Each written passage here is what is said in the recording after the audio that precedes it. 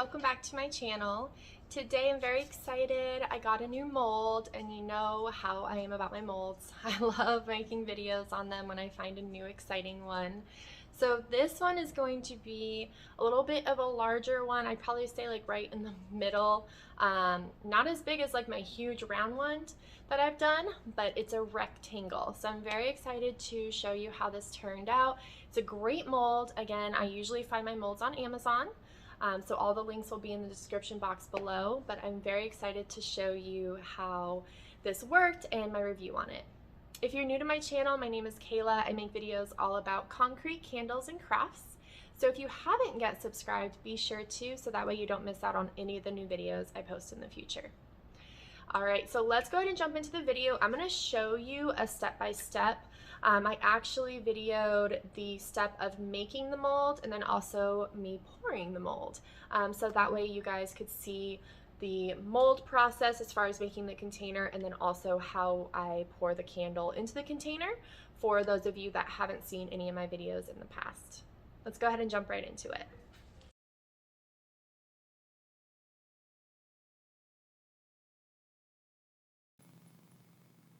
All right, so here is the mold that I got. It comes with the silicone piece inside, and then it has a harder plastic shell on the outside to keep the mold in its shape, which I absolutely loved. It also came with these little stoppers, so you can make a planter out of it with a hole in the bottom if you want. Now you're going to want some other supplies just in making a concrete candle in general. So we already have our mold. And then you're going to want something to put the concrete in. So I got these silicone bowls off Amazon. The link's in the description box below. I absolutely love them. When you're done, you can just crack the concrete right out of them. They're really easy. They come in 3 different sizes. We're going to use 2 today because we're doing a marble effect. Now the next thing you're going to want is something to pour your concrete in and get it into the bowls. I use cups. And you can use a scale as well to measure the amount of concrete. I personally, once I know how much I need for a mold, I just use the cups. You're going to want water to mix into the concrete. And then you're going to want some kind of stirring stick to stir the concrete together. Some gloves and a mask. And then some coloring. So these are from Direct Colors. I put them in mason jars just to make it a little easier. But we're going to mix these two and we're going to make orange. And then we're also going to do white. And what I use for the white, it's called titanium dioxide. And it's from Amazon. And it will literally color this concrete as white as you want. And so we're going to do white and orange marble today.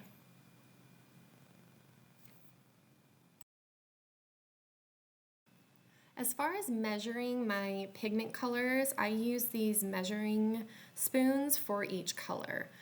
So you can use measuring spoons or just regular spoons, it's up to you. I found this to be easier so I can get a more consistent color. All right, so we're gonna go ahead and put our gloves on, put our mask on, and we're going to go ahead and weigh out this concrete. Now, this concrete, I used 40 ounces.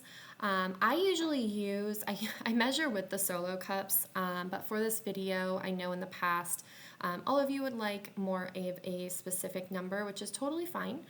So this one I went ahead and weighed out for you. Now I did do half and half on this just because I am doing half orange and half white. So that's why you're seeing a little bit in one bowl and a little bit in the other bowl.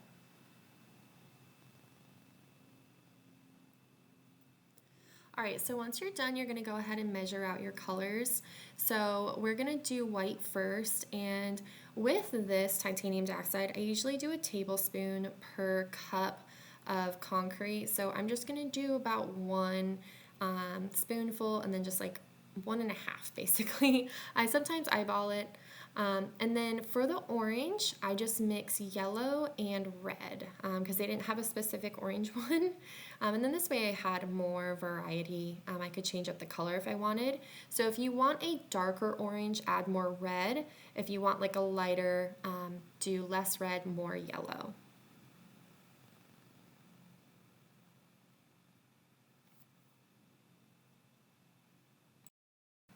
All right, now we're gonna go ahead and add our water. So I usually say 3-to-1 ratio, but honestly the best way I can explain it is just a pancake batter-like consistency. So just add a little bit of water at a time, and then you'll be able to see the consistency of it. Just make sure that it's not too watery to where you're starting to see bubbles.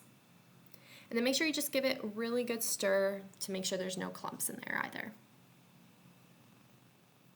So that's our white. And then we're gonna go ahead and do the orange. So again, just start off a little bit at a time. You can always add more if you need. And the reason why I do that too is because some of the colors I use, like for example, blue, you don't need as much water. So I don't like to measure out my water just because each of the colors I normally do are very different.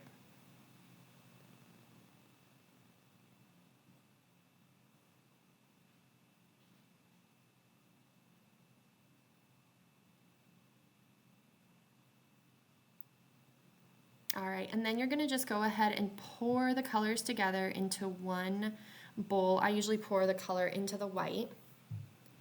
And then all you wanna do is just stir it a couple times. Not a lot, just stir it a little bit to where the colors mix up, and then just slowly pour over into the mold, and then just drop it onto the table. So that way it forms into the mold. And make sure you get all your concrete out and fill it all the way to the top. You don't want to overfill it, you just want to fill it right up to the top.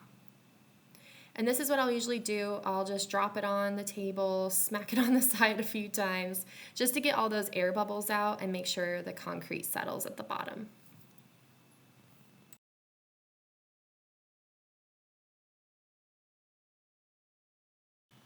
All right, so I let this set for about an hour and a half. Usually cement all is done within 30 minutes. However, I like to give it a little bit more time just in case.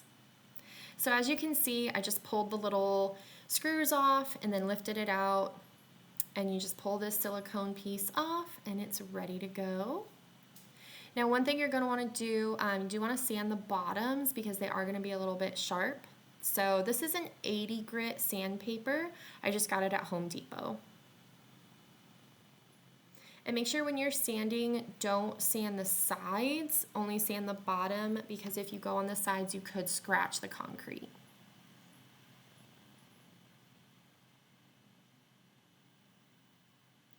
All right, so you go ahead and use Earth Safe finishes for my sealer.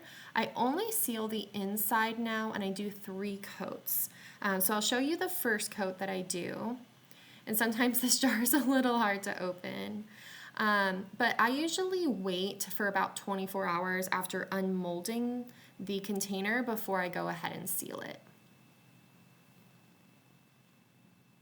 So you just want to use a little sponge brush and just get it all over on the inside, get a nice layer on there, and then just make sure there's no big chunks of the white sealer left over. And in between the layers, I do 3 coats. So in between those, I usually wait anywhere from 10 to 20 minutes. It just depends on when it's dry.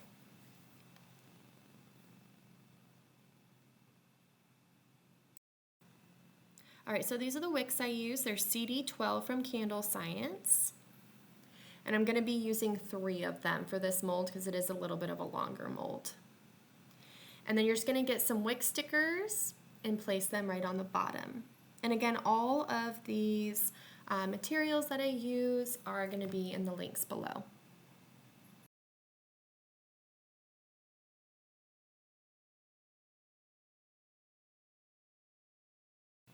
All right, so this is my new wax melter that I received. If you're watching this video and it's a couple days old, I will have a wax melter video going over how much I love this and the review of it and just the features of it. So check that out if you'd like.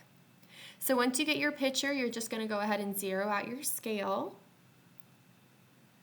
And then you're just gonna flip the switch and pour the wax in there. Now this mold takes about 25 ounces of wax. So for the fragrance, I do 10%, which comes out to 2.5 ounces of fragrance. So I'm going to put 23.5 ounces of wax into the mold.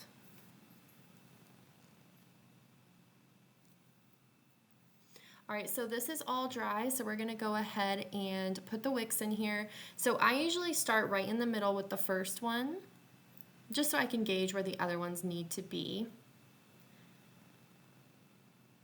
And once you get it in there, just make sure you press down with your fingers, that way it stays. And then you can just place the other ones on the opposite sides.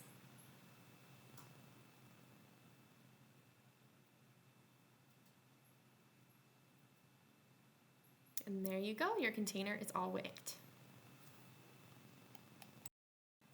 All right, so I just checked the temperature and it's about 165. We're gonna go ahead and pour in our fragrance oil. I'm using Sweet Pumpkin Spice.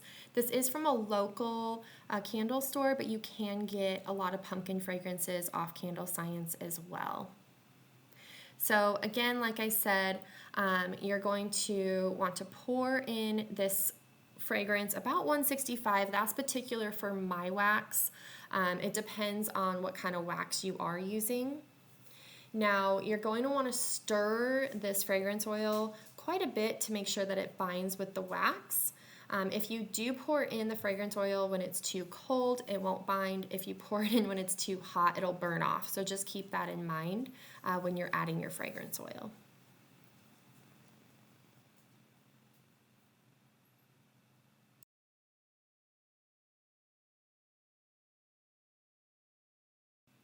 Now, I did not slow this down because I wanted you guys to see how slow I do pour. You want to pour a little slower so that way there's no air bubbles or anything. I usually let my wax cool to about 135. I've also poured at 125. You just want to make sure that it is cooled down enough to where it's not too hot, but also you're pouring slow enough to release the bubbles. And then I use popsicle sticks or even my wood wicks to hold the wicks up. So I know a lot of people use other things. I've honestly found this to be the easiest and most cost effective, and it works with all my molds because I have so many different ones. And then after we have this all set up here, usually it takes a few hours. I'll let this set for a few hours before I trim the wick. And here it is, all fully finished, and I love how it turned out.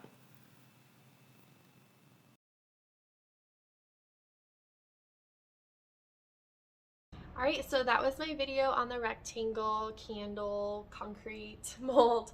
I love how this turned out. I decided to do marble just to show you all again the marbling technique.